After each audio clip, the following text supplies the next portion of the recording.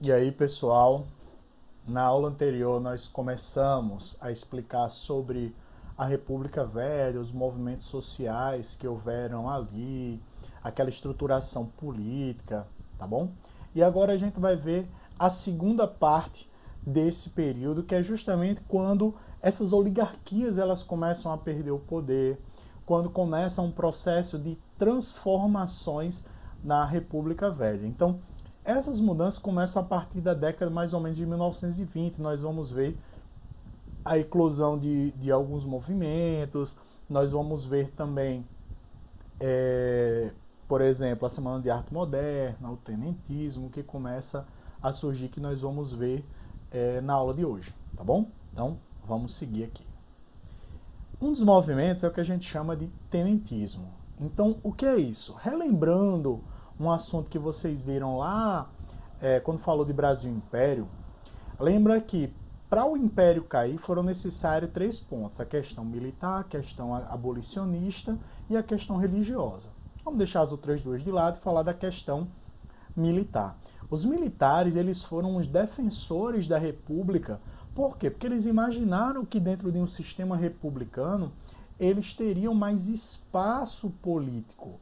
Só que chega a República e eles continuam excluídos da mesma maneira.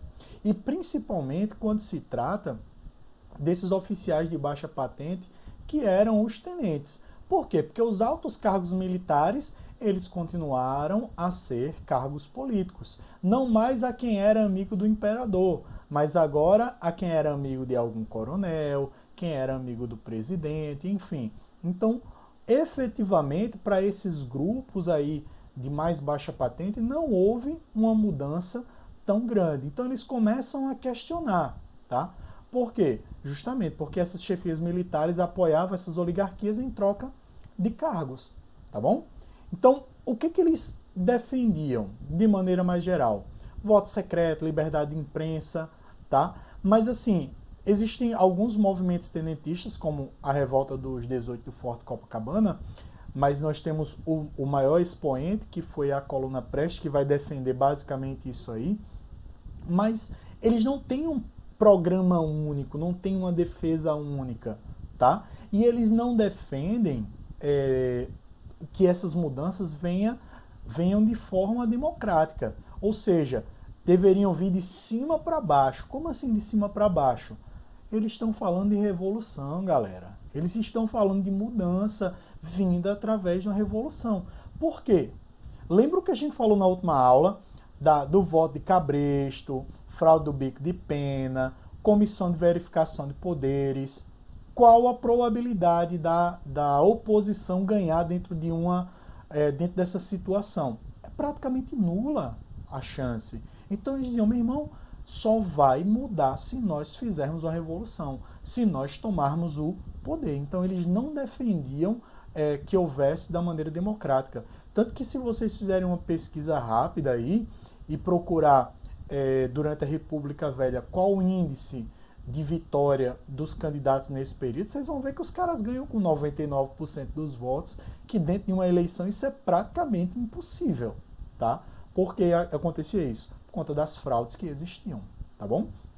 Então, o primeiro movimento foi Revolta dos 18 do Forte, que o movimento tenentista toma o Forte de Copacabana, no Rio de Janeiro, protestando contra Arthur Bernardes, porque ele tinha feito algumas cartas fazendo crítica aos exércitos e tal, mas como eles não tiveram uma forte adesão, acabou que sofreram uma forte repressão do governo e acabaram tendo que desistir do forte, tá? Da tomada que eles tiveram lá do forte. E o maior expoente é a coluna Prestes ou coluna Miguel Costa Prestes. Então, como é que acontece? Em 1924, alguns tenentes, liderados por Miguel Costa, eles se rebelam lá na cidade de São Paulo, chegam a tomar por 3 semanas a cidade, mas foram combatidos, obviamente, é um grupo, é uma cidade contra todo o exército do país, e começaram a se retirar. Quando eles vão para o Paraná, eles encontram com Luiz Carlos Prestes, que vinha do Rio Grande do Sul com um grupo, com uma coluna, com um grupo de soldados para se juntar lá. Só que, como eles tiveram que recuar e sair da cidade de São Paulo, eles acabaram se encontrando no interior do Paraná. E qual era o objetivo dessa coluna? Os caras andam mais de 30 mil quilômetros pelo país. Para vocês terem uma noção, se você vai de carro de João Pessoa para Buenos Aires, são 8 mil quilômetros. Então os caras andaram praticamente 4 vezes essa distância pelo interior do Brasil. Qual era o objetivo? Era conscientizar a população contra o coronelismo, contra o voto de cabresto, contra todas aquelas práticas que nós sabemos que existiam ali durante a República Velha. Por quê? Preste saber que, conscientizando a população, caso houvesse uma revolta, uma revolução, e eles conseguissem chegar ao poder, a população ia o quê? Ia apoiar o movimento. Então, o objetivo de Prestes em conscientizar a população era esse, tá? Era uma revolução meio que consciente. Mas ao longo do período que eles começam a andar pelo Brasil, que vai de 1924 até 1926, eles são amplamente combatidos pelos presidentes de Estado, pelo Exército Brasileiro. Então, ocorrem conflitos ao longo de todo o Brasil. E aí, eles entraram em combate e depois de 2 anos desse processo aí, a coluna, aos poucos, ela foi se desfazendo, esse grupo foi se desfazendo, e os últimos se exilaram na Bolívia. E aí, galera, guardem esse nome de Luiz Carlos Prestes, tá? Ele vai ser muito importante quando nós falarmos posteriormente da década de 30 e falarmos de Getúlio Vargas, tá bom? Mas por enquanto vamos deixar ele aí de ladinho. E vamos continuar. Outra mudança que ocorre é a Semana de Arte Moderna, que vocês veem muito bem na literatura, tá? Mas só para a gente entender aqui o contexto e como ele é importante para a mudança de mentalidade, para aquele contexto que está surgindo no Brasil naquele momento. Então, a Semana de Arte Moderna, de 1922, alguns intelectuais, artistas se reúnem lá no Teatro Municipal de São Paulo com o objetivo de criar essa identidade brasileira, que quebrasse, que rompesse essa dependência cultural das vanguardas dos Estados Unidos e da Europa. O que eles diziam? Não, nós não devemos copiar o que vem de fora, nós podemos nos inspirar, mas não copiar. E aí nós temos que criar uma arte com uma cara nacional. E aí o negro, o indígena. Então nós temos obras como o Guarani, o livro e a ópera, Macunaíma, Iracema, o quadro Abapuru, que nós veremos daqui a pouco, enfim. Então, essa coisa do regionalismo que começa a surgir dentro dessa ideia do modernismo, dessa cara do Brasil, dessa cara brasileira. Os principais artistas, Mário de Andrade, Oswald de Andrade, de Cavalcante, Anita Malfatti, Villa-Lobos, tá? Então, eles foram os principais, chamados também de Clube dos Cinco. E aí, a Semana de Arte Moderna, ela se dividiu em 2 grupos. Um com a tendência mais de esquerda, mais socialista, que era o Movimento Pau Brasil, liderado por Oswald de Andrade e Tarsila do Amaral. E o segundo tem tendência fascista, com a Escola da Anta ou o Verde Amarelismo de Plínio Salgado. E aí lembrem, tá? É outro nome que nós precisamos guardar, Plínio Salgado. Por quê?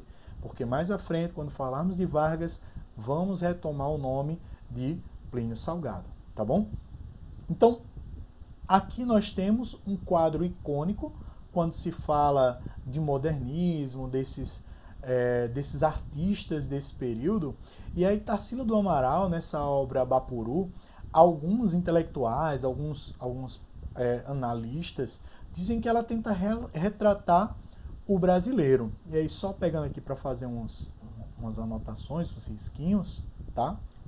É que ela retrata aqui, ó, com a cabeça pequena, tá? Lembrando que ele está meio que na posição do pensador lá, né, da obra de Rodin. Mas veja que ele é retratado com a cabeça pequena se comparação, ó, aos pés e às mãos.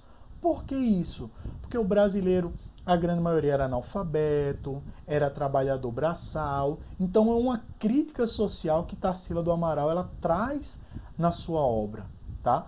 Não só essa, como Os Operários, uma série de outras obras de Tarsila do Amaral, sempre traz esse contexto político-social nas suas obras, tá bom? Então, nós percebemos aí esse rompimento, essas novas ideias surgindo ali na década de 1920, como eu falei para vocês. Então, Tenentismo, Semana de Arte Moderna, tá bom? E aí começa a eclosão desse chamado Movimento de 30, tá bom? Então,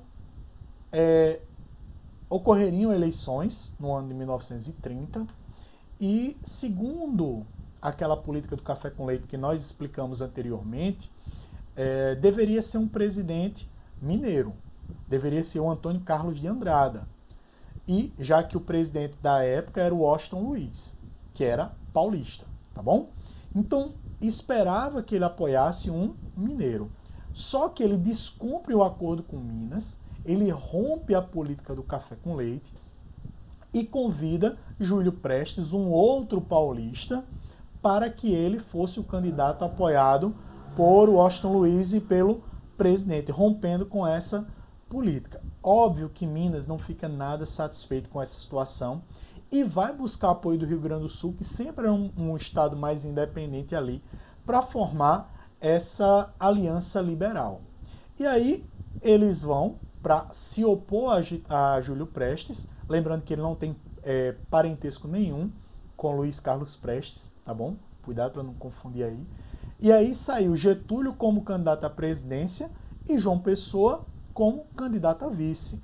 Um detalhe é que João Pessoa ele foi candidato porque quando os paulistas se organizaram com os líderes políticos, com os coronéis, para montar essa traição frente a Minas, eles teriam esquecido a Paraíba. E aí Epitácio Pessoa, que era o líder, quem coordenava a política aqui na Paraíba, fica chateado e acaba se ligando à Aliança Liberal, não se lança como candidato, coloca o seu sobrinho, que era presidente aqui da Paraíba, como candidato a vice-presidente na Aliança Liberal.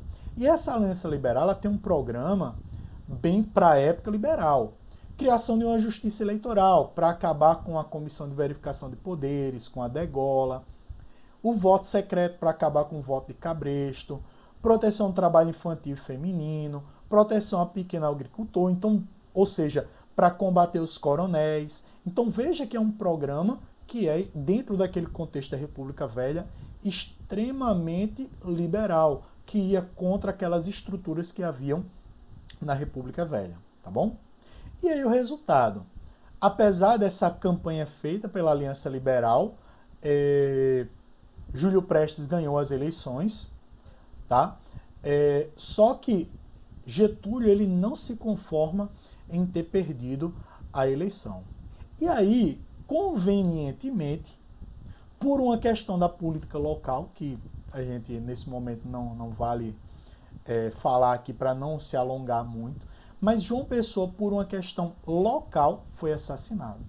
E aí, apoiado com a ideia de Getúlio Vargas, ele começa a dizer que o assassinato de João Pessoa tem a vinculação com Júlio Prestes, e aí se organiza um movimento que se inicia em Minas, que tinha apoiado Getúlio, no Rio Grande do Sul e em parte do Nordeste, para depor o Washington Luiz. Lembrando que Júlio Prestes ele tinha ganho a eleição, mas ele não tinha assumido ainda, tá?